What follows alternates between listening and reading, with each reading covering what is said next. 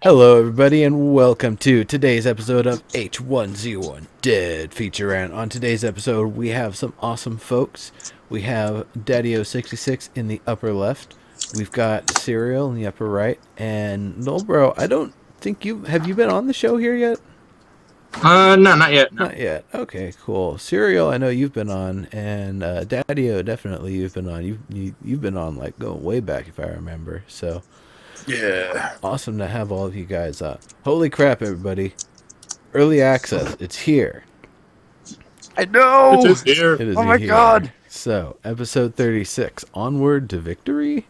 So, there's been a lot of really awesome stuff about the game, and it really is just the beginning. It's only got up to go from here. I'm super excited. Everybody's super excited. It's probably the top game on Twitch right this second. It's been holding pretty strong at the top. It's just been doing amazing, and I think it's gonna just keep on growing from here. So, there's been some really, really fun stuff, but there's also been some really weird stuff. And I guess kind of taking all of our combined experience of survival games from Rogue and Oregon Trail and stuff going back to the 80s all the way up to today, like, you know, this is a pretty good survival game. This really covers a lot of bases and does it in a really good way. And of course, being online and multiplayer, having the security that it does, I haven't really seen much in the way of hackers or anything. It's been fantastic. So I'm gonna kind of give you guys a chance to introduce yourselves and kind of get a little bit of everybody's experience out there. So starting off with you, Daddy-O66, why don't you let the people know a little bit about who you are and your background in survival games?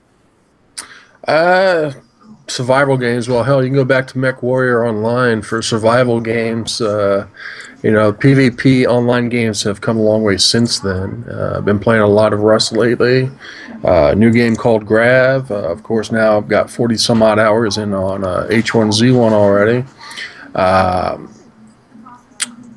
I'm a casual streamer, stream mostly during the East Coast times, early morning till mid-afternoon. Daddy-O66. I'm also on Twitter at Daddy-O66. Absolutely. Yeah, by the way, follow everybody who's on today. Everybody here is a streamer. Everybody's on Twitch. You guys don't really have YouTube accounts, though, do you? I do, but I don't use it. Okay. Same here. It's very much abandoned. Okay. But you do then, no, bro. Oh yeah, yep. I've got one, and when I remember to do the work, I actually cut and export my highlights and all that. Gotcha. Very cool. Cool deal. So, Someday we'll get there. was there anything else that you wanted to say, Daddy-O, before I move it on? No. Okay. Feel free, man. Cool. I wasn't sure if we cut you off or anything there. Nope. You know me, I'm chill, man. I have a chill stream and chill attitude until my blood pressure gets up in H1Z1 PvP, and then I'm cussing like a motherfucker. Well, that can This do game it. will do that to you, for sure, yeah. Do that. Oh, man. Oh yeah. I've been in some PvP matches where I'm just, like, shaking at the controls, like, and I get all frantic, and I make stupid mistakes. So, hello, everyone. I'm Serial, and this is really kind of my first venture into survival. I would have said that before Neuro brought up Oregon Trail. Like, that was a fun survival game, but a totally different type of game. It's more of a I've been having a lot of roguelike. fun. Yeah. You mean? Yeah, that's... And roguelike, I have some experience in the roguelike genre, but I have not played Rust or DayZ or any of these other games. By the time I found out that those existed, I'd already heard about H1Z1, and that's where I was putting my money. I'm so excited to be playing finally. I've been so hyped for this game for so many months now. It's here, it's great, and I'm ready to rant about the launch, you guys. It's awesome. So, I'm a streamer. You can find me Twitch TV/Serial. Check me out. No, bro, I guess. Yep, absolutely. Yeah. Well, a lot of you guys already know me from hanging out with Neuro and being on WGN and everything. But for anybody that doesn't, I am very much a variety streamer. I play a whole lot of everything. I've been playing. I don't know if you'd really call it survival style, or roguelike, but Legend of the Red Dragon back in the early '90s, and played a lot of Oregon Trail and stuff, and gone through some days and Rust and all that. And they're good. I'm excited to see about what H1Z1 is going to become as time progresses and they've had more time to test the servers and get everything ready to go. I think being such a large company that they've got unlimited potential that they could use if it came down to the need for it. So it's going to be interesting. Absolutely. Yep. Yeah, so, and my personal experience goes back, I did play, like I said, Oregon Trail and a lot of games. Honestly, I've got a little bit of more interest and intrigue in trying the survival versions of games that I didn't previously play as survival. Like going back and playing Terraria with hardcore mode, for example. When I think of survival, I think of hardcore permadeath in kind of a similar vein, playing different difficulties of Torchlight 2 with and without hand-me-downs from previous characters. All have different results. Really fun solo multiplayer doing that. My brother and I actually cracked out on that game for like 150 hours apiece. So Nice. And most of that was on hardcore without hand-me-downs, which is tough. It is so tough. So, had a lot of fun with that. Don't Starve, that's another one that's coming from more of an isometric angle, and another one kind of from that angle, but a completely different style and aesthetic is Lantern Forge. So, I've kind of jumped around and played the concept of survival. In terms of the games that people would say are very similar to H1Z1, like Daisy and Rust and, those... Not really as much. More, I guess, a little bit of the arcade survival, like the zombie mode on Combat Arms when I was playing that for a little while. And the various other sorts of like Killing Floor is basically just arcade survival or whatever, but it's not really the same sort of vein. It's something where I can see. Well, basically, to wrap it up, there's a lot of different games and a lot of similar stuff I've played kind of leading up to H1Z1. But H1Z1 itself, it's a completely different experience. It's very, very smooth compared to, what I've seen and heard from a lot of the other survival games. Daddy-O, you wanted to say something there. Yeah, I was just thinking back, like you said, arcade games. Pac-Man was the ultimate survival game at one point, where you had to eat the pellets and get the power-ups to kill the ghost and avoid the ghost to survive. So you look at that genre back in the early 80s and what they've done with it now. I mean, you could say Pac-Man was a survival game. It was. It was also a puzzle game with time-based components. Yep. So. If we're gonna go that rate, could we not also say that Galaga and Space Invaders and all that were survival too? Because if they touched you, you died. That's it. I mean, it's kind of an interesting abstraction, the idea of survival. Like, it isn't actually something that's new to us and new to gaming. We can, as we've just talked over the past few minutes here, we've given a lot of examples of games that aren't first/third person, atmospheric zombie survival with, with or without, genitals hanging around like most of them do. No, Nero, the kicker here is that it's a sandbox.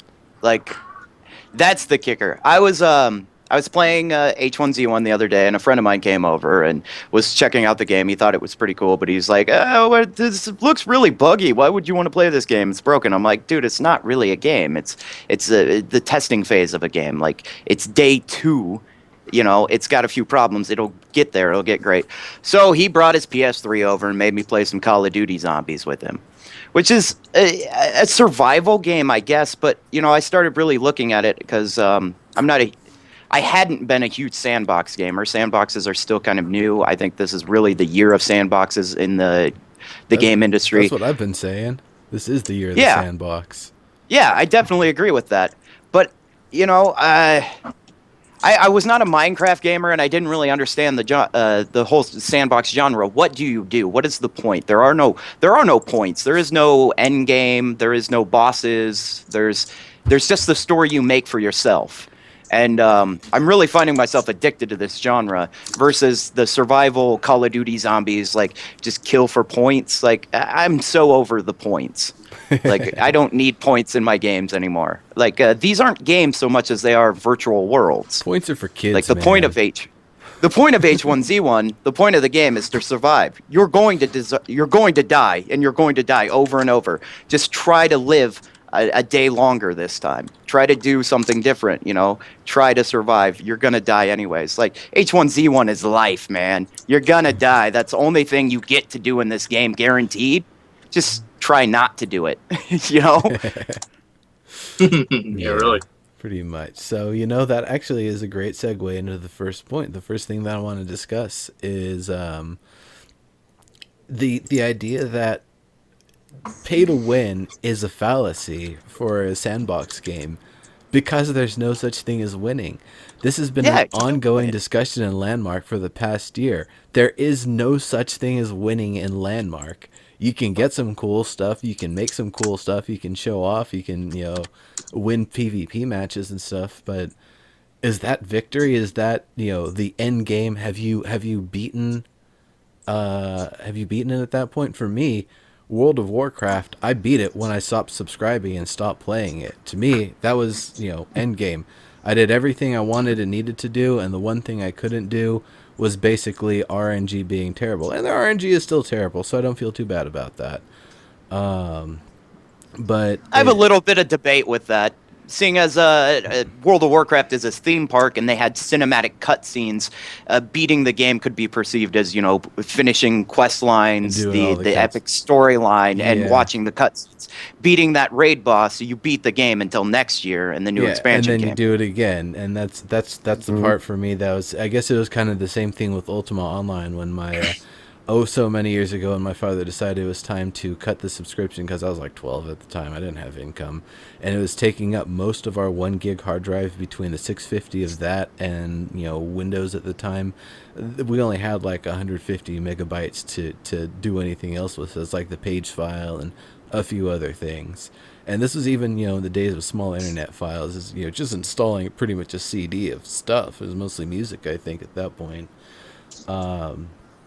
But yeah, the act of winning that game was not building a castle, setting up the great crazy transportation network that was the first group to have a castle or whatever, or being the Uber PK or being the guy who kills. I guess being the guy who kills Lord British, you do kind of win the game. But aside from that, it was ending the subscription and being able to look back and be nostalgic about having played it and appreciating the time spent playing it. So, in that sense, it doesn't have to be like that with H1Z1. It isn't a subscription. Early access, once you buy in, you're in, unless you do some bonehead thing that gets you banned. And once it's out of early access, once it goes into open beta and goes live, it will be free to play. So, with all of that in mind, talking about the idea of winning, right now we're in early access. The idea of winning H1Z1, that it's pay to win, is just ridiculous. The phrase "the kings of preseason" is what I put in the show notes here. I can't remember. I like that. I can't remember which football coach had that phrase, but the game is in no way finished. Everything we do, there's probably going to be wipes. There's probably going to be a wipe within the next month. So what you win, what have you actually won? And it's like an airdrop. Yeah. You don't win anything. You're paying for a chance to get something. Right now you're in alpha. You're paying for the chance to discover these bugs to make the game better. That's it. If you found a bug, okay, great. I've won something. I can put it in a report, let them know on the forums that, I can hit someone from half a mile away with an arrow. There's a couple bugs, cheats that have already been exposed and being dealt with. Different cheat engines and stuff. The people that are showing these things and giving the developers this stuff, yeah, they're winning because they're making the game better for all of us. They're making it more stable and a lot less hostile environment by cheaters, headshotters, and stuff like that. That's the way I feel. You know, the airdrops, I'm not doing any now. I'm going to wait down the road, wait a couple wipes. Today I actually tried doing one. It was about 10 o'clock a.m. on the East Coast.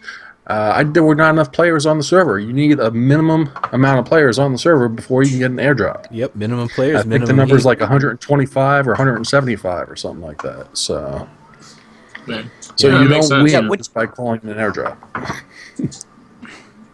When you buy an airdrop, you're not buying items for yourself. What you're doing is you're buying a unique event. You're buying an encounter event that it happens for the whole server. I tried an airdrop the first day. I managed to get to it first. Grabbed a shotgun, a military backpack, few shells for my shotgun, equipped it. Seen 3 guys come over the hill after me. Took one of them out. 3 more come up behind me. Got whacked in the back of the head with a crowbar. Lost everything.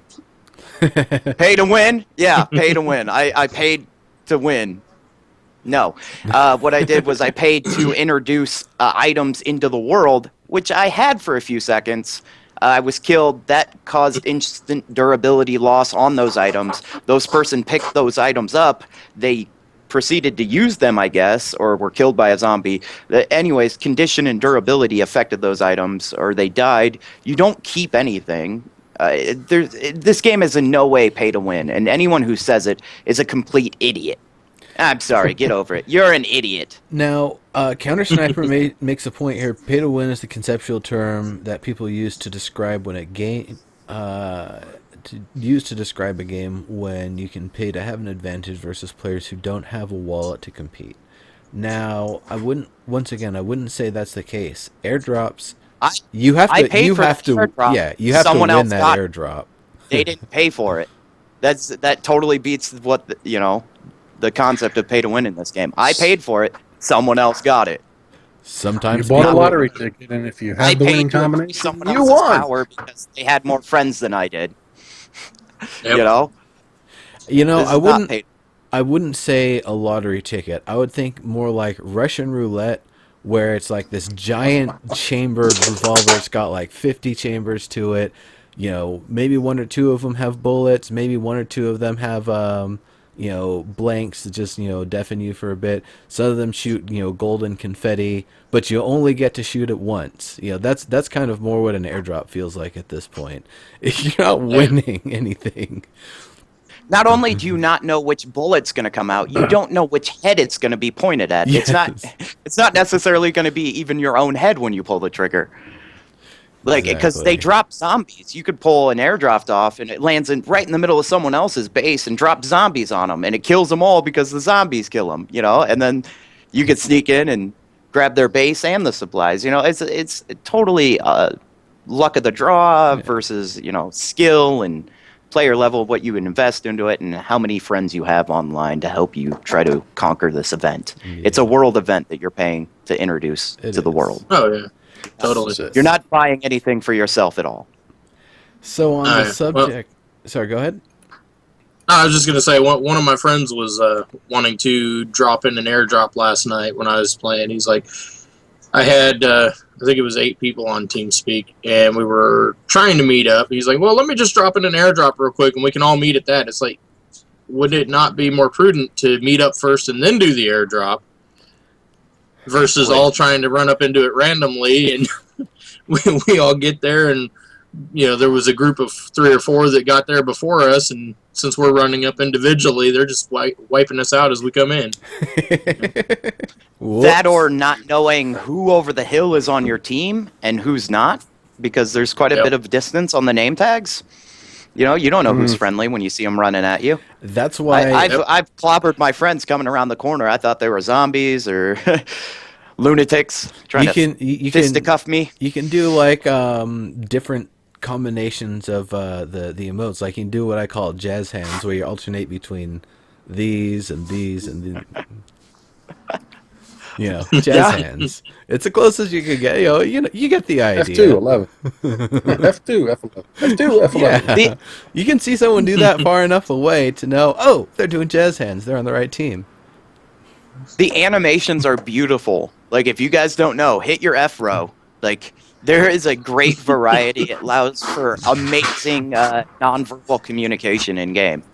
Oh yes, I this is think very they true. went Very beyond teabagging with the twerking in your face. That is awful, the way they wipe their butt on your nose. It's terrible. And then you can hear them and you can talk back. I've said on the respawn time just talking shit back to the person that killed me just because I was so upset. You know, like, I'm not going to respawn. I don't care if I'm in the middle of your base dead. I'm going to just talk shit for the next 15 minutes. Like, oh, man. VoIP in this game is so crucial and so beautiful. Like, it's disgustingly beautiful. If you guys aren't playing this game, Quiet, please. or if you're Yeah, playing without a microphone, you're playing completely wrong. I don't know how you couldn't play without a headset, or how you could play without a headset. This Oh, yeah, game totally. is... That's the most important thing about this game, is the VoIP and being able to interact with strangers and, like, kind of trick people, you know, like, bluff people. Like, I ran across people, you know, and I had a gun and no ammo, and I was like, you know, hey, back the hell up. I don't want to waste my last bullet on you. I had no bullets, but that scared away a couple people that were trying to kill me. You know, I pulled out my gun, and I was like, hey, I don't want to waste this last bullet on you. Please leave. And it works. I but had a really different experience that was awesome. I pointed a 308 at this dude and, like, kind of pointed it towards, but not, like, right at him. And he's like, whoa, what you doing? And I was like, hey, chill. I'm not aiming at you. What's up? And he's like, oh, nothing. Hey, here, I got some rounds for this. So he dropped 6 bullets. I didn't have any bullets for it. I was like, hell yes. Unfortunately, that was the one where, like, 4 of the 5 shots missed. One of them didn't really do much. And one of them was a headshot at near point blank, like, not point blank, but, you know, super close range. And it didn't hit them, but then they hit me with an arrow at the same range and killed me and took my stuff. the bow is super OP. I managed to get the wooden bow. I found a spool of twine, which you can use to make a wooden bow instead of the makeshift bow, and that has a lot better distance. It doesn't drop quite as hard, but you can compensate for the drop, and you can get quite a range off that makeshift bow. If you're not starting the game by ripping off your shirt, grabbing some sticks, making some arrows, making a bow. No, I'm gonna give it away. This is a secret. That's totally not how I play, though. That's actually... First thing I do, rip off my shirt, shred it, grab some sticks, make a bow, make some arrows, kill zombies until I get enough cloth to make a satchel, which gives you 300 slot backpack. How do you get the cloth off the zombies without a blade? Sometimes they will drop loot bags that have cloth. I've run into that several times. They'll drop loot bags that have 1 to 3 cloth in them. And of course, if you have a blade, you can hit them to get cloth. So 6 cloth will make a satchel that's 300 slot back, or 300 bulk backpack. And then if you have 4 sticks and 4 nails, you can turn that into a framed backpack, which is 1200 bulk. So yeah, I immediately rip off my shirt, and that's what I go for to start the game. Yep. Yeah, I do that too. Now, what gets me though is I don't know if it was just because they were tweaking with the loot drops yesterday when I was playing, but I met up with Autumn Fire at the church, and we killed a couple of zombies that happened up on us. And one of them, the dude had like 2 backpacks and 2 bows and all kinds of other junk with him, like batteries and everything. It's like, this zombie shouldn't be carrying all this crap, Mm-hmm. Well, they're now grabbing stuff from players they killed. As far as I know, that was the second patch they put in. Well, that's always how it's been. That's how the loot system is supposed to work. Is if players' body degrades and there's no players around, or a zombie is like the first one to be in the area or whatever, it just gets distributed to them rather than. It might be either that, or once the loot bag has been around in the world for long enough, it just gets distributed to zombies. But definitely stuff gets distributed to zombies. I'm not sure on the exact mechanics, but the first day it didn't seem like zombies were dropping anything. On a lot of the servers, the zombies were completely inactive. All the AI on certain servers the first day would just stand there and let you decimate them. And then the first patch went in and they started moving around, but they still weren't dropping loot. Whether that was because not enough players had distributed loot into the world to those zombies, or that wasn't working at the time. It's EA. I don't know. I don't have the inside information, but it seems to be working now. Yeah. Like, this game is only going to get better, and it's already great. This is EA, folks. Yep. So, the idea we kind of talked about a little, and we kind of bounced around a bit. I kind of want to bring it back for a moment. The idea of victory in H1Z1. There's a lot of things that I guess there's a lot of things that you can win, but you know they're temporary victories.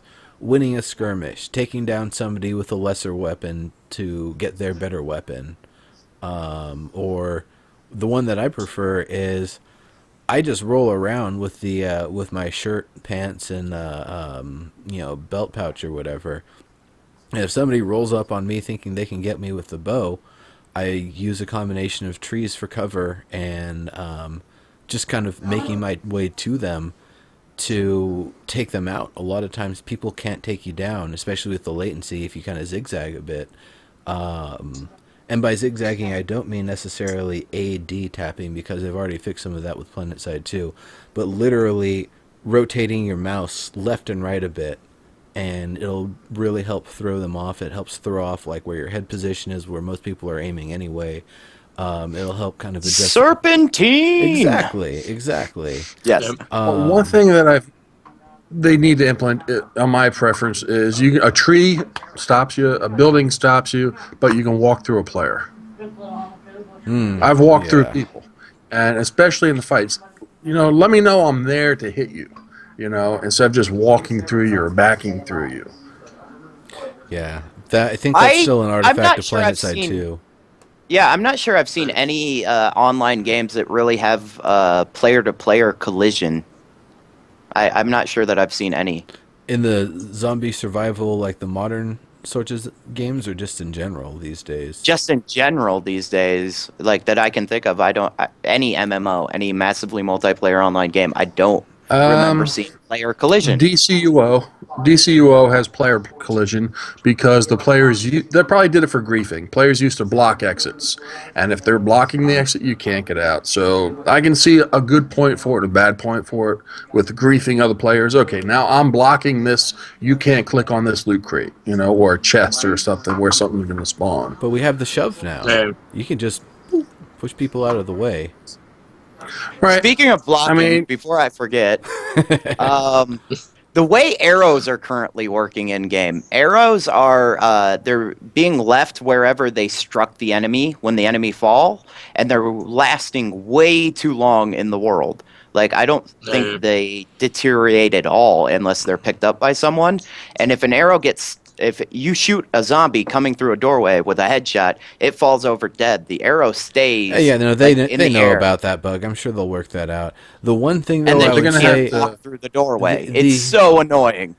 Arrows staying in the world indefinitely, I'm fine with, because that means you can actually use it for artistic purposes. You can put a few arrows in an area pointing in a direction, or make a smiley face with arrows, or have it be something that you and your friends do. You have an arrow repository that's just a wall you shoot your arrows into, and when you need to, you just go up and grab a few real quick, and then you're I good. take it you haven't driven a vehicle yet in the game, because if you hit an arrow while driving a car, the arrow stops you. If That's also a bug. trying to drive over the dam, there's so many arrows on top of the dam where the zombies spawn, you can't get across. Yeah. You actually have to get someone to go out there and start picking up the arrows. So, Well, that's once the again, fact that's that a they're bug. floating in the air. But the other thing is, I'm not super keen on what's going on behind the scenes system wise, but it doesn't seem smart to me. Like, I spent like a whole day and a half camped out in this little hobo fort by a village hunting deer and whatnot, and I had a few raids come up on me.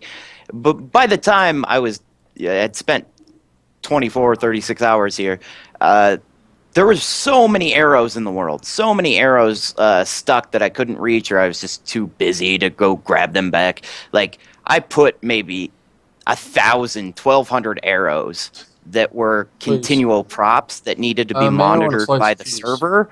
It feels like that may have an issue on server load and lag time for it to generate, like, whenever anyone comes across, hey, this is an interactable item it can pick up, when I have 1,200 arrows floating in the air in random places all over this river. Gotcha.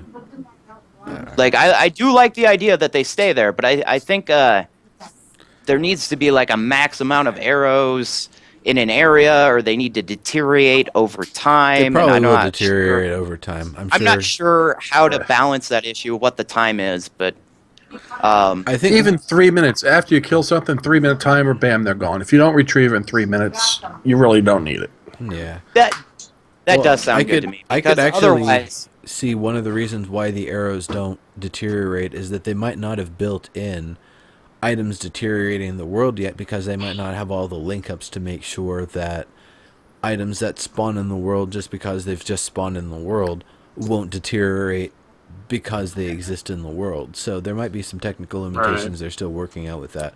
There's a good reason, I'm sure, that it hasn't been done yet. I'm sure they're working on it. I mean, all this stuff, all the bugs, the obvious ones in particular, I'm sure they've gotten plenty of reports and feedback about, all about it, and some of them I'm not going to say that this is the case, but every now and then some of the bugs we see might just be due to like a merge error or some issue in the process of making the build and getting it up online. So it's that's what you get when you play EA. That is what we're here for. Yeah. We are here to tell them, hey, we think arrows should only stay in the world for 3 minutes. Or personally, I think Daddy-O 3 minutes is a little too short. I'm thinking more like half an hour. But, tomato, potato. It's to each his own. It's an issue of balancing. The first couple days, I think there was way too... There weren't enough items. There was obviously... Loot wasn't dropping enough. Now I think loot is dropping way too often. I think there's way too many items spawning in the game. Well, and it's going to be a when was balance the last time of they back changed it? going. The last week has been like one huge day to me. Okay. Trying to follow. I've been moderating and playing alongside Kremchek's whole 100-hour stream marathon thing. So it's just been, H1Z1, it's still the 15th or the 16th to me, not the 20th. So, yeah. It's been interesting, and I hate to I have to call Nobro out here for thinking about requesting a refund. You guys, if you didn't know what you were getting into, you should know what EA is by now. It's becoming a standard in the gaming industry that they're releasing early access products. They're not paying people to test their games anymore. Well, to an extent they are, but not nearly as much as they used to be. They're allowing the players to pay for that privilege, and that's a whole different subject, whether you like it or not. I personally support it. It allows for better games, more community-driven focus on the development and making it what we want it to be by reporting these bugs and telling them what we want and how we want it. Yep. Sorry, guys. I'll let someone else speak for a moment. I'll shut up. I don't even know it was. In a way, to me, it's almost like backing the project. Yeah. It's something that is going to be good. You want to get in there. You want, like with Landmark. I think Landmark on the early access, they even put your names in the credits as one of the developers or something, not just a beta tester.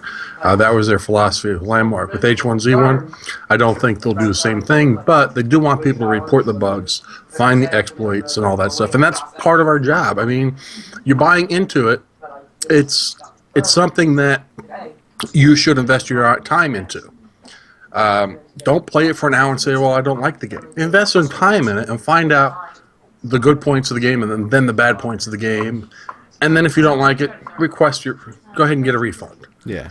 But if you're getting into it now, expect it to be a pain in the royal ass. You're going to say, Actually, I well, believe why that is this refund was a 24-hour thing for people who bought during the initial launch only. Which I wish they would. It's already over. Yeah. I wish they wouldn't have Right. done that, but I see why they did, but I wish they wouldn't have. Because it sounds like they're having a hell of a time because they did not launch this game as SOE. They launched this through the official Steam early access channels, as would anyone else, any other developer, regardless of their size. Which I thought was a weird thing for SOE to do to launch this through Steam. Well, I think I there's think a it was little actually a bit. smart thing. There's different considerations for a big AAA company that doesn't need Steam saying, "Hey, Steam, let's work with Yeah. you." That's a That's completely, what I was saying. they're like the restaurant I was at yesterday. We probably would have gotten spoons for our dessert if we had ordered a $2,000 bottle of wine, but because we didn't, they didn't have enough spoons to go around when dessert came around. That is a Michelin rated restaurant, but they just didn't have enough spoons. That was mind boggling, but whatever. You I know, would have thrown a fit and demanded a discount or something. yeah, but I mean, early access. Tell them, hell, I'll go back into the kitchen and wash my own spoon. Damn it, I'm hungry. Yeah, no, I mean, Are you kidding me? early access is a really interesting sort of thing, and it's something that it still has. I love that sippy cup idea. It's something that's been constantly growing and evolving. It's been getting really interesting over the past little bit, but I think when it comes to SOE working with Steam, I'm sure there's somebody at Valve, like somebody who specifically has SOE on their account that's working on them one to one with the entire process, with the timing and distribution and releases of everything. So I would it would be imagine so. it's a different situation than like if Who's Gaming now starts getting developing on and then publishing games or whatever, which maybe somewhere down the road, but Well, I think that it won't I can be. see it. I'm sorry. Go ahead. Finish no, up. go ahead, Daddy. I just want to say I don't think 3 months from now you'll see it on sale for $14.99 on Steam. It's Right. buying it for 20, and I think Plan. maybe 6 months from now there might be a slight discount because they'll be that much closer to launch. I don't think Sony's looking like a lot of these other developers to get their name out there. I mean, there's a lot of games on Steam which are early access that are independent gaming companies, small garage guys like Folktales, Simon from Games Foundry. They're a small team of 7 developers spread out around the world. There's people in Hong Kong, San Diego. He lives in the UK. There's people in Australia. They're working Oh, that's really collaboratively cool. to make independent games, and that's what Steam is pushing. I think when they change the prices of Steam, I think the developers have some input on putting it on sale because they want to see the game get sales increased. They want to have more people spreading word of mouth. And if Steam was, I'm going to say, they have their own streaming thing available through Steam. If they hooked up with Twitch Forgot instead of about trying that. to do their own thing, they would probably blow the doors off a lot more games. I haven't tried the streaming app, and it's like, to me, it's like one of those other things out there besides Twitch. You had Ustream, you have Hitbox, now you got Steam, Steam Stream. I think Yeah, that I haven't Twitch tried is the top Steam dog Stream. there. But I will say that I do have friends that will not buy a PC game unless it's available on Steam. They want all of their games in the Steam library, and Steam does have its community features, its shift tab or whatever for friends, and its bonus stuff built in. It'll log your play hours. It tells you when your friends are playing online with whatever game, built-in chat. I do have friends that refuse to play something if it's not released on Steam. Like, Steam does have a great market on PC gaming. And I see how this genre is not exactly EverQuest, which is, SOE's cash cow. And it fits well in the Steam bro gamer category, and it was good for marketing for them. So, And that's why I'm saying Sony saved a lot of money on their publicity and outside sales just by going right through Steam. I'm sure they saved probably $2.5 million.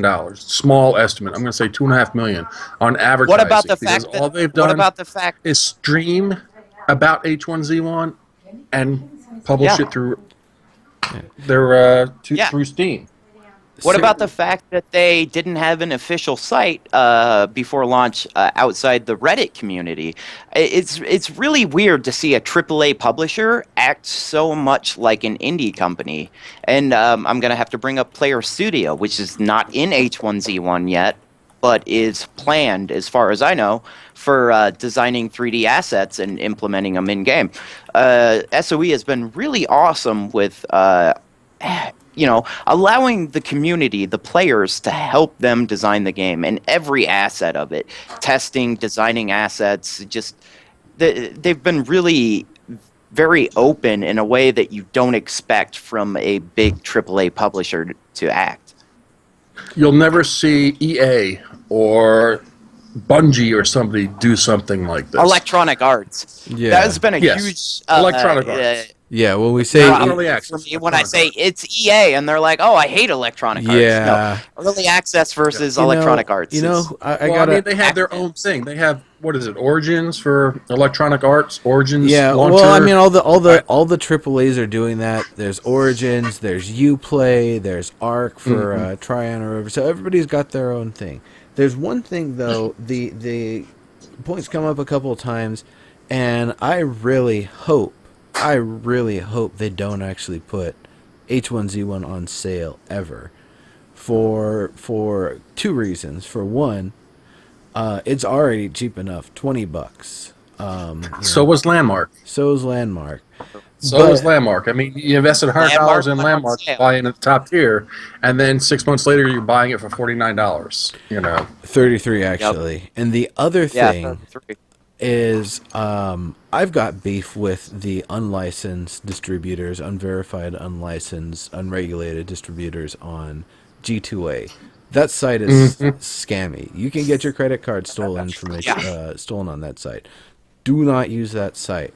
One of the things that you can see to this day, any game, any good game, any game that's ever gone on sale, someone somewhere used the currency system to get the lowest possible price on it, and then put that up on G2A when it's not on sale. Which is why Steam recently region locked their games because of the international currency exchange. Certain countries are doing better than others, and no discrimination here, but that's why we have region locks on game, is to make sure that we're paying the price we're supposed to.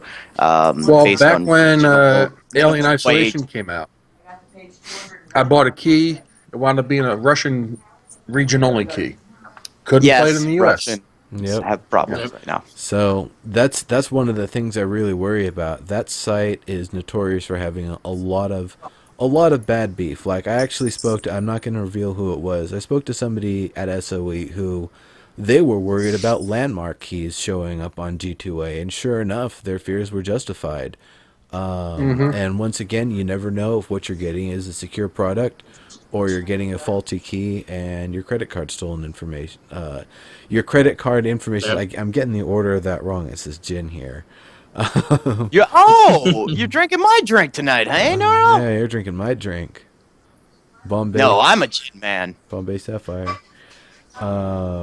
So I'm drinking cheap American gin, but yeah, it's but anyway, that's kind of, I want to go back one last little thing before we move on to like the subject of food stuff, because I think it's about time to talk about that here pretty soon. Yes. The idea of what it means to win in H1Z1 now. It's not little skirmishes. It's not a battle. It's not building a house or a castle or whatever. It's not, doing any specific thing that is just in-game only. Winning H1Z1 right now is finding and reporting bugs, helping them make the game better, respectfully proposing worthwhile functionality changes, upgrades, respectfully proposing, not ranting and screaming and pissing them off more than you're doing any good. Because they'll spite you. They'll not put that feature in just to spite you if you're being that annoying about it. So don't do that. Don't ruin it for everybody if you've got a good idea. I'm not saying that they'll specifically do that. I don't have any specific examples, but there's chances that things can drop on the priority list the more one specific loud voice gets annoying about it. Yep.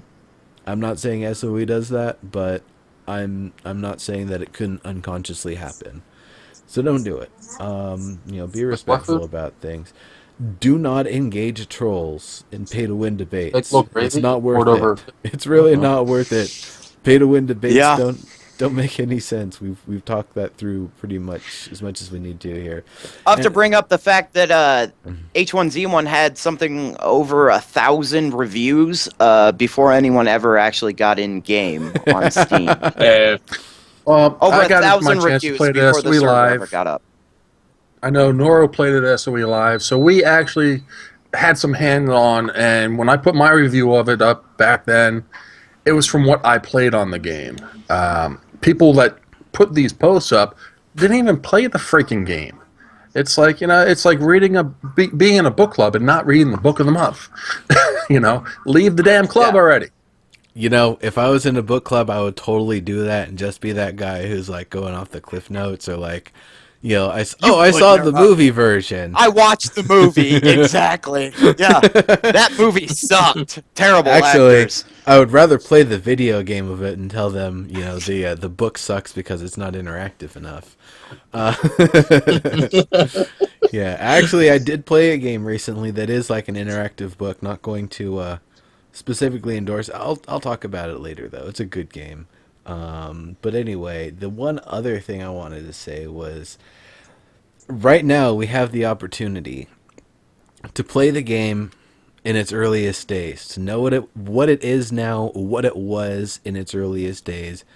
This is our chance to, I guess, invest ourselves in future nostalgia of being able to talk about these early days, being a part of it from the very beginning. That in itself is really a reward of its own. When I think about going back to the early alpha days of Landmark, it was rough. There was a lot of bad stuff. I kept some of my old builds around just to show like what the state of the line tool and some of the building tools were at that point. And there's over time, like I even went back through and looked at the Dark Elf Line stuff. tool That stuff still needs some work. Oh my goodness, it does. But that's the fun of it. I've been playing it for almost a year now, and where it's at, it's been a lot of fun seeing it get there. And it's been a lot of fun helping them get there. Absolutely. Being so community driven as SOE is lately, it's just been a blast to play their games and help them build it. Oh, and they're Been a coming great up on their philosophy 1-year they've birthday had. party, on the 28th or something, I think, of this month? Yeah, I mean that's when I've got the I guess the 1-year anniversary of live feature rant. They were basically Super Bowl weekend is when they actually launched. So, What's the Super Bowl? I What? don't know. It's some stoner thing, I think. It's a game people play that doesn't involve electronics. It involves electronics, I understand, scoreboards and awesome cameras on wires and stuff. Those No, cameras I remember are hearing- contact. I remember hearing last year they were sponsored by Microsoft Surface, and all the announcers were calling it iPad. And that it caused huge Oh, no. controversy because they were sponsored by Microsoft with the Surface, and all their footage they were calling it iPads. Sponsorship becomes lawsuit. Hey. Yeah. I mean, like Good Counter stuff. Sniper was saying there, and if anything you should be judging it on is how hard the devs are working to fix the bugs that are popping up. The devs have been pretty much sleepless since the game launched. One guy was there 4 days straight without sleep, working on They've bugs. been working like machines. Like they have been doing everything. Yeah, the guy working on the Euro servers, he's basically next to no sleep, and he's just been living there. He's probably still wearing the same clothes and everything. I'm sure he smells like a barnyard at this point, poor guy. But he's keeping those damn servers up. He's getting it going. So, it's such a Evidently, big SOE process. doesn't drug test their employees. That's all I'm going to If say they at that. did, I don't think half of them would be there anymore. More than half. Because they have been pulling extremely long hours, and they're so I'm devoted not saying they to do this drugs. It's I'm a saying lot they of- drink a lot of well- alcohol, damn it. It could be They've some been- of those they've been stuff hitting from the Karama swizzle hard. Pharmaceuticals. The Could be. Yes. Just Gotta from be the amount something. of alcohol by SOE employees I saw live, I can imagine what they do on weekends when the games Yes. launch. Oh yeah, no, they. They party hard. If you ever ask Omid the story about his interview at SOE, there's a lot of alcohol involved. It's Hmm. part of the company culture. I don't know. I don't know how you smell. I don't know. I don't want to know what the hay shaker smells like, Jane. But I've showered a few times since the game launched, so I'm, I guess, pretty as a fresh flower in terms of how I smell these days. So, so yeah, we've talked about all the different angles of it. What winning H1Z1 would mean right now, or what it is, or what it could be, or what it isn't, and what it actually isn't, and what it really is. Once again, the idea that it's not anything you can achieve in game that wins right now. It's making the game better, making the community better. That's what we're doing right now to win the game. That's what we're doing to make H1Z1 more fun, more engaging, make it the game we want it to be. So a year from now, we look back at this like, man, we put in some hard work. This game's awesome. As we put in a hell of a lot What of hard episode work. is this of the Dead Feature Rant? Episode 38, 39? What was it? Where are we at? It was 36 here.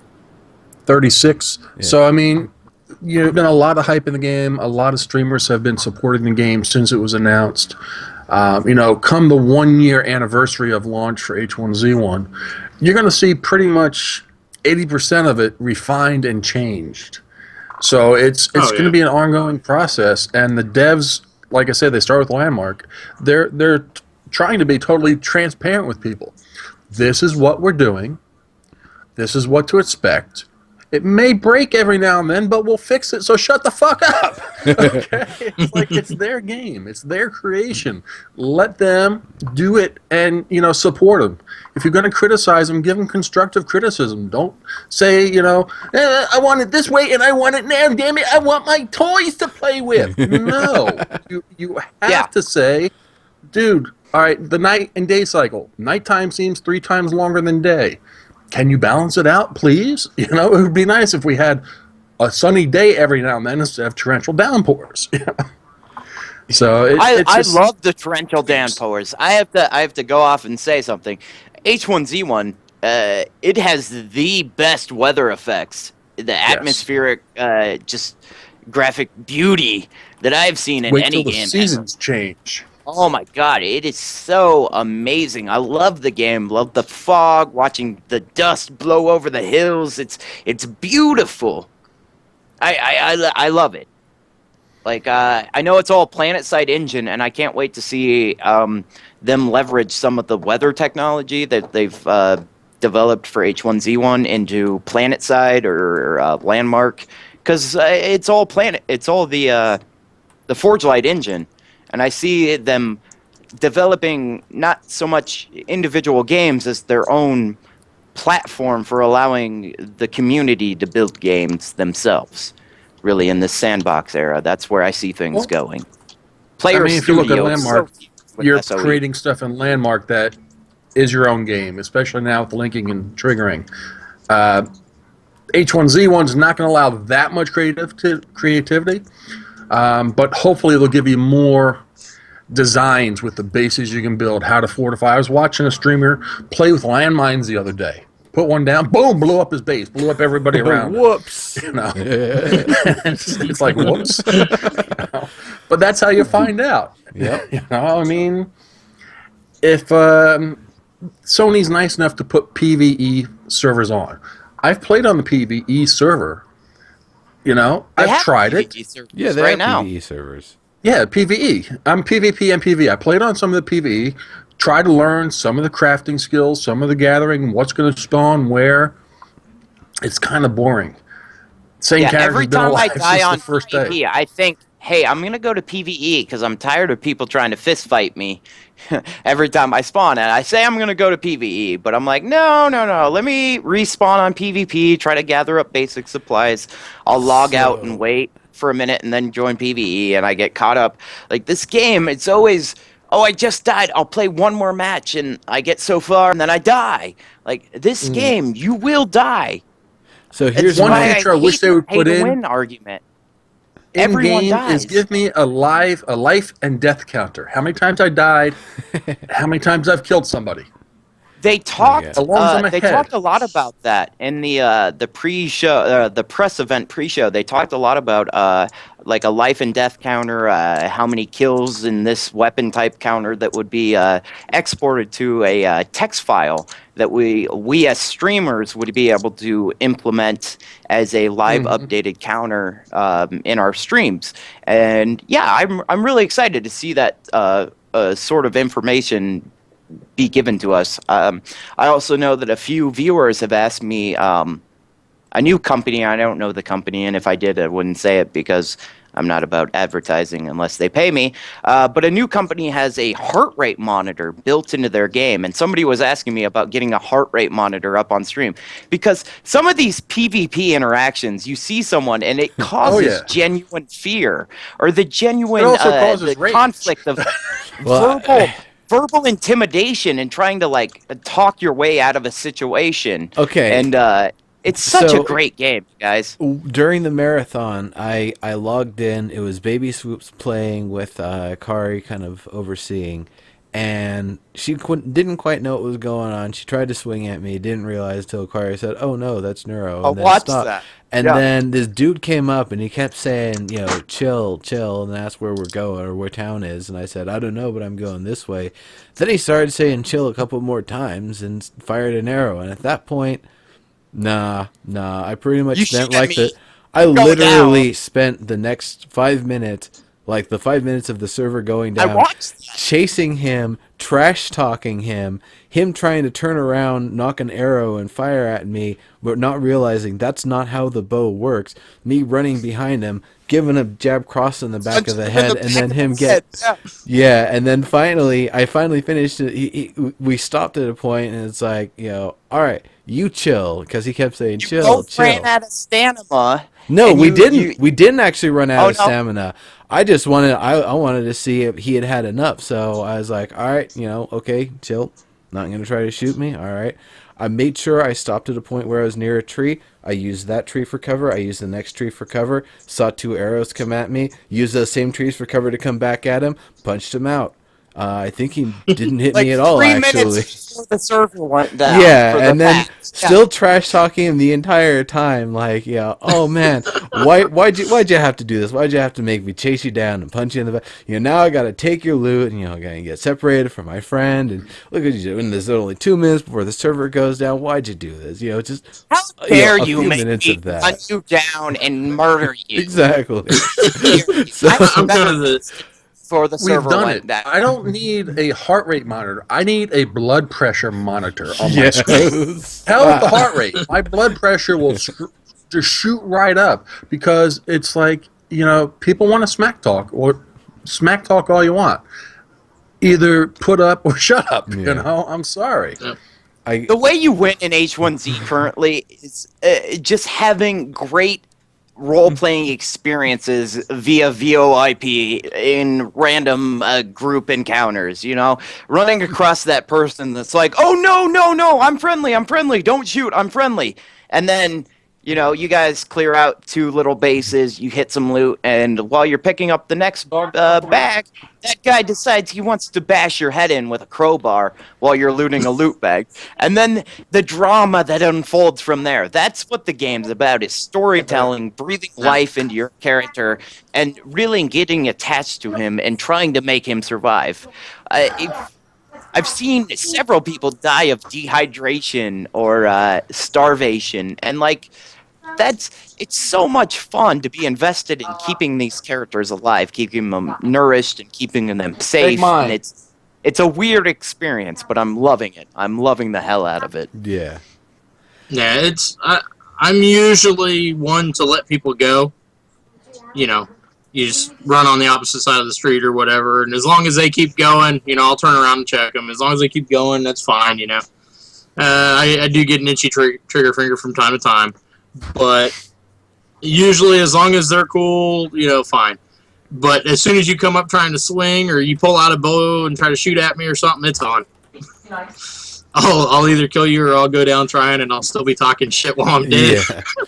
I mean, that's the part that for me is the most fun, is if you are actually in a PvP encounter, have fun with it. Use that push to talk button. If nothing else, you're creating a bit of engagement for the other people that are around and might be watching, and they might get a laugh out of it, or maybe they'll be like, "Oh, that guy's really funny. I actually want to help him," and then shot in the dark and your opponent goes down.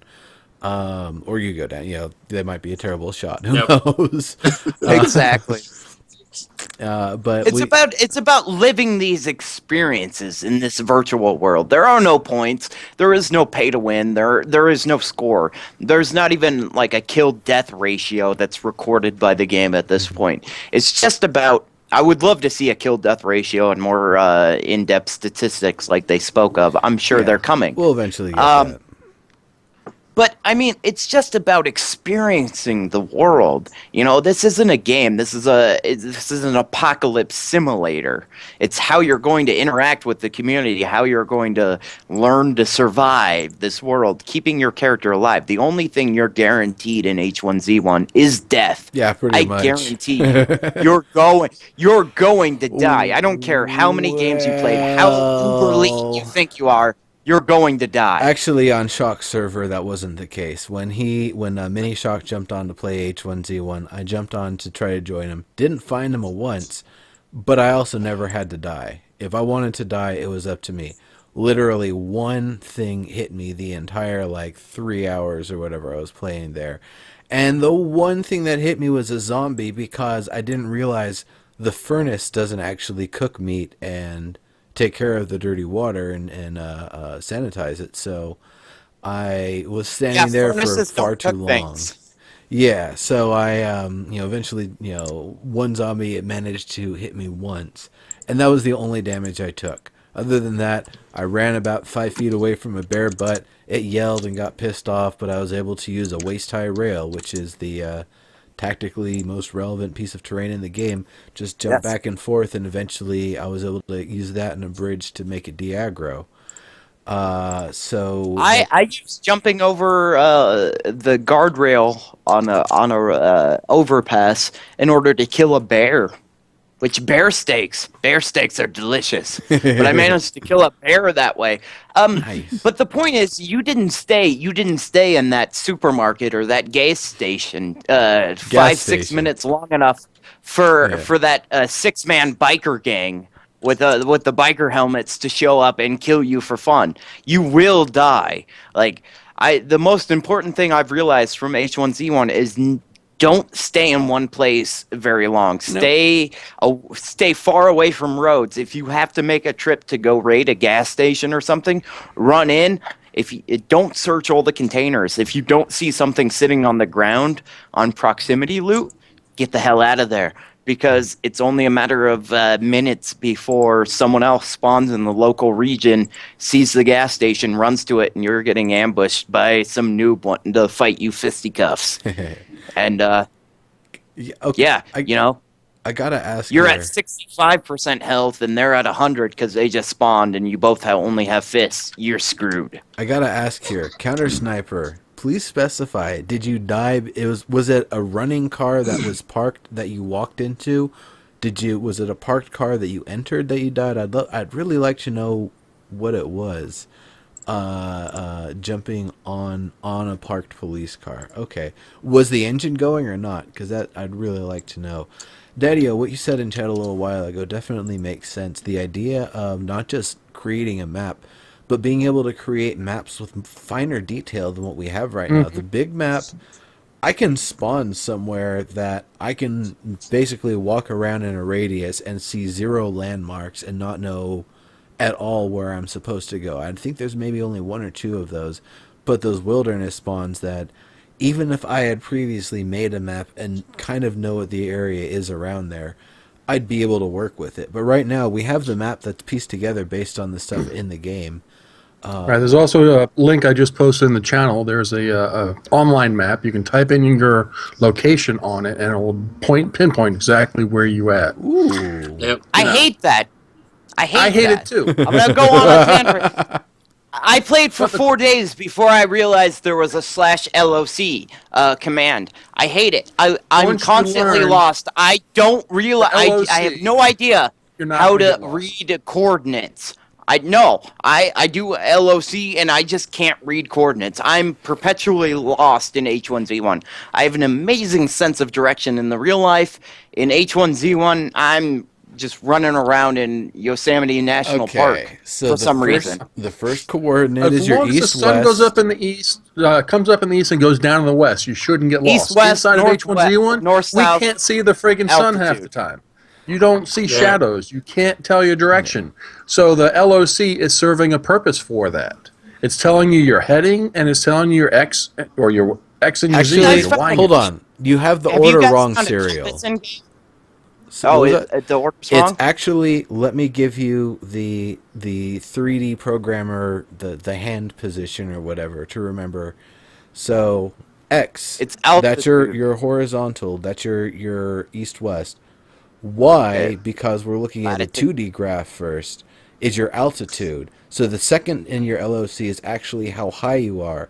And then Z is the third one, that's your north south. So if you were trying to So base it's it on your X, longitude, altitude, latitude? Yes. That's what's throwing me off? Yes. Okay. I thought it was longitude, latitude, altitude. That's what's been throwing me off this Yes. whole time then. Okay. So altitude seems pointless, seeing as we don't have the voxel environment for destroying terrain yeah, really, it's and basically managing altitude. the only time that matters if you're like in an Altitude's apartment building. pointless. If you're Okay, if yeah. you're in a tall apartment, you're trying to figure out what floor something's on. But other than that, But yeah. who cares, really? The altitude is pointless at this point. It just messed me up because I thought it was or longitude, latitude, altitude. Yeah, the ones Uh, that make sense, you think, but no, it's Yeah. this was in learning 3D programming and working in Unity and stuff that I picked that up, and especially using XYZ. the hand X, position. Y, Z. Even their north, south, east, and west. They're using the 1.5 as north and stuff. If they used a 0 to 360 type of thing for north, south, that would have been a bit easier for people. But this 1.5 stuff is new to me. You got 1.5 north. What? Why isn't it like 0 degrees is north and 180 is south? Yeah. If you're on a It just sailboat, seems a little you got a off. compass. On that compass, you have your longitude, latitude, and Have your any of your you guys heading. found an in-game compass? Because I'd like to create a dialogue It's about the purified the water UI. and a stick, I believe, or purified water and one Purified other item. water and a metal fragment. Metal fragment, that's right. And that'll Yes. make a compass for you, makeshift compass. I've never. I do not have that recipe discovered, but I've found a few compass in game, and I love the UI interface. The fact that when you have a compass in game, Excuse me, guys. Yep. excuse me, and it initially I had thought that I'd like to see a compass that you actually have to hold in your hand, like and look in first person or third person or whatever, and see where it's pointing. But the fact that it's just a simple N or SW or whatever up in your upper right corner. I really love the simplistic interface that H1Z1 has at the moment. Yeah, You guys it want to makes discuss maps? I'd like to see an in-game map that you had to like stand at a table or something and like unfold your map at a table in game and like look at the map, or even perhaps a player-made map Yeah. where as your character discovered things, you had to like draw it in with ink pen or some shit. Go you know, back to and you had Minecraft. It's had fog to of war discover- until you discover it. It doesn't reveal itself. yeah. Or even in this game, you had to find like paper. You had to find parchment and a pen. And once you had parchment and a pen, you could combine those in Discovery to create a map. But that map only revealed items or locations that you had already discovered and were able to jot down in your little makeshift notebook. I would love to see more realistic survivor aspects of that. Like, I would love to see maybe even in gas stations, they randomly spawned, your travel guide. Yeah. That Well, I mean, you had there's to pull open game. I don't Yeah. want to see a mini map that says you are here and this is where you are. Right. I want to see a map, you know? Well, Like you unfold, We're you watching. look at it. That's kind of the thing. The way that the game is designed right now is that you don't necessarily get as many physical maps that you get to carry, but what you do get to see a lot of are posted maps that have a "you are here" locator that give you a map of kind of the relative area, and maybe not everything. It might not have all the stuff, but it's definitely serviceable for trying to know where you're at and find your way around.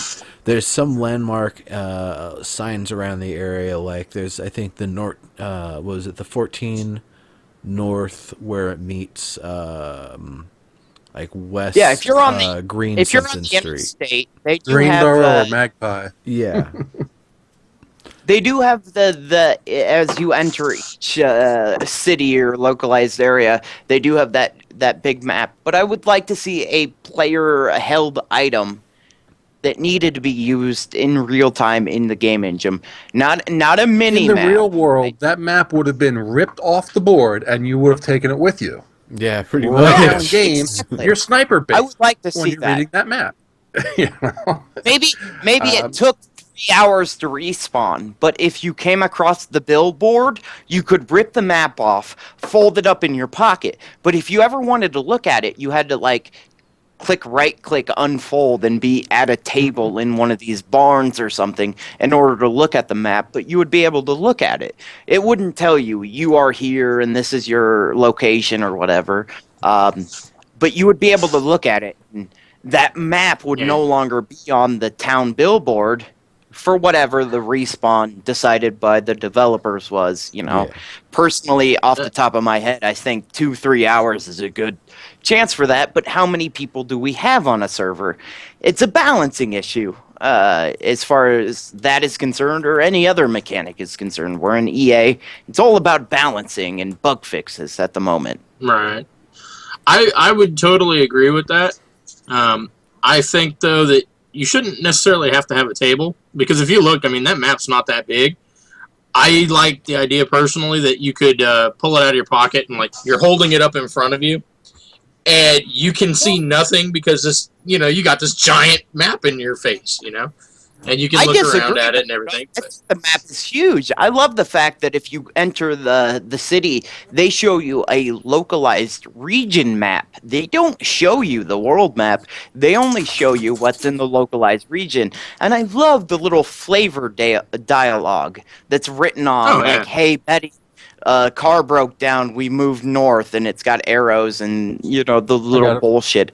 I can't wait to Oh, see yeah. more implementation of Survivor Radio, because we have Yeah. no Survivor Radio at the moment. Yeah. I was really looking forward to more story, because as it exists, I love the sandbox nature. We create our own story. There is no end-all, be-all boss. There is no world objective. We're creating our own stories. But I would like to see some flavor text, not mandatory story, but flavor text going on. Yeah. I'd like to see that sort of thing. Oh yeah. Well, what I still haven't found one of those. I'm sorry, I still haven't found one of those question games that you can find from a zombie you kill. But that's going to give you more of the story once you complete those few quests that are in the game already. There are items that drop off zombies that will tell you, bring this letter to this point and you will find something. Bring a battery I to the had radio no tower. idea you that will find- existed. Yes, there are I- several. There's several I was going to quests. say I actually found one of those yesterday. Didn't realize what it was. I thought it was just some note, you know, in the game, because it didn't make sense to me. So I left it. I didn't even bother with it. And then like 20 minutes later, one of the other guys that was on TeamSpeak was like, "Oh man, I got this quest. I got to go over here and unlock this thing." I was like, "What are you talking about?" He goes, "Oh, it was a note, and you got to." I was like, "Oh man, I just missed out on something awesome." Really? I was talking yeah, to this is one someone of those who games allegedly where I said they wish- had a. Sorry, go Night ahead. I binoculars, wish night scope TeamSpeak binoculars. didn't exist. I wish TeamSpeak didn't exist for this game, because I can't wait to see VoIP generate heat maps for zombies and encounters. If they Like, go I that route. love that idea. If they go that I far. Well, I think they it already will. generates noise in the area. If you have multiple people It using it all the does? time, the zombies will come to you. Yeah, if you got 3 or 4 people at the police I have station not talking, you'll realized see that. more and more I've not zombies spawn encountered. outside the police station. Cool. That's the way it should be in my eyes. If you're using, because there are, like I mentioned earlier, towards the beginning of the show, the F-Row has such a robust version of physical animations that you can really coordinate a group using the in-game emojis. But if you have to speak, that should generate heat. The zombies should hear you yelling at your buddy across the hall. I Oh, and yeah, I want to definitely. see that used more and more. Yeah, I agree. The I AI also needs some work, but it's great. well, It is good for EA. I also wonder how much of it is just having a bunch of people in an area, even if they're doing nothing, generates heat, because I believe it does. So having a lot of people talking, yeah, I mean, you're gonna have more heat in the area just because you've got more than nobody in the area, more than one person in the area. But that's it's definitely a it's an interesting sort of thing because there's been debate one way or another whether or not that should be a thing because it'll ultimately force people to not use it unless they specifically need to engage with somebody in the game. And I guess there's also, since there isn't really text commands, you can't whisper to somebody with text. It does kind of limit your interactions with people that you don't know because you're going to have to use the in-game chat or at least local text chat to actually interact with them. So it definitely has its strengths and its weaknesses, and I'm sure it's something that will get kind of worked out and fine tuned and stuff over time for sure. So I actually kind of wanted to take things into a little different direction here, if you guys are all right with that. You're the host. It's If you the don't tell us where to go, we'll go wherever the hell we well, want. I know that's what you here. You could probably just keep. He's on got to going for- drive the car. We're just his passengers. Yeah. If you ain't driving, we're gonna end up off-roading. Yeah, well, I don't know. Off-roading is fine for this show. Makes kind of actually does make sense. One of my first lives, I found like an off-roader turbocharger and a police car turbocharger. And then I found a full truck and was like, oh, okay. And I left those in it, and then I had somehow managed to flip the truck with some like artifact of PlanetSide 2 physics going on, and it's like, oh well, and there goes the contents too. But anyway, Yes, no, the it's driving mechanic seems very sloppy. I had a they're still Jeep, they're still working and I on blew it. it Don't up. you worry. Don't you worry about that. Oh no, I'm not worried. So What are we? food a and week? food and Not eating even a week mechanics. into EA. Sorry, what was that? Oh yeah, no, We're not even a week into EA. Yeah, no, like they yeah, got- Oh, yeah. Well, they're doing stuff every day. Plus, it Things was are the getting truck. It better. wasn't the off-roader, so it's not their most specialized vehicles at this point. So the food and eating mechanics is something I want to talk about because there was a lot of initial feedback about the food and water depletes too quickly, and I felt it did deplete too quickly. Yeah, You I will agree. die And, of dehydration in like 2 hours if you don't eat or drink. Well, now 2 hours, but initially I think I was it's alive 20 for, minutes. Yeah, 20 15 minutes. minutes. Was it? Yeah. Me and somebody else, They- we they both did a- died of starvation trying to find. I found a can of beans literally at right before I died, like before I could even eat it. I passed out dead. So, yeah, that's Yeah. that was way too high. Now it's more manageable. I actually almost I would feel still like to see it increase a little more, to give us a little bit more stuff to explore and craft before you have to worry about, wow, I'm thirsty. You know, if I was think building and they're- crafting all day, fine, but within an hour, 30 minutes of in-game time, yeah, I shouldn't be dehydrated that fast. right. Daddio, I'd like to elaborate on what you're saying. I think they're fine where they're at, but they had mentioned adding character perks for the longer you lived, the more often you ate on a regular No, schedule. they thought about the longer that. it would last. They thought about that stuff. I don't know that any of it's implemented. It'd be like if you eat. No, it's not Ah. implemented yet, but it's been mentioned. And I think that where it exists now as a starting point, but if your character lives for, 3 in-game days, and is able to keep his food or his hunger and hydration within manageable levels for those 3 days, he gains an additional 20% to that health and hydration meter, or whatever it seems to be. Those minor perks, the more you run, the longer your stamina meter gets by 15-20% additional fee, allowing or creating that conflict of players.